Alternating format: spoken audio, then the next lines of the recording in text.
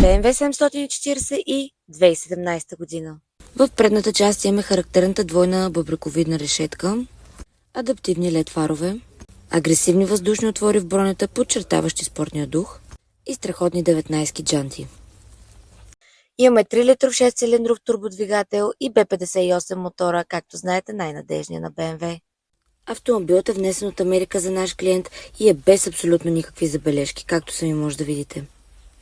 Имаме 8 степена ZF скоростна кутия, ускорение от 0 до 100 за под 5 секунди. В задната част имаме тънки LED стопове, свързани с хромирана лайсна, двойни ауспуси вградени в бронята с хромирани накрайници, дифузор в долната част на бронята и разбира се багажник с електрическо отваряне.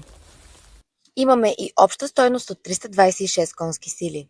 Имаме страхотен кожен интериор, имаме 10-инчов сензорен екран, осигуряващ перфектна видимост и лесно управление. Имаме кокпит и множество сензори и камери. Автомобилът разполага с панорамен стъклен покрив, който създава усещане за простор и лукс в интериора. Оборудван е с двузонов климатроник, който позволява индивидуален контрол на температурата за пътниците отзад.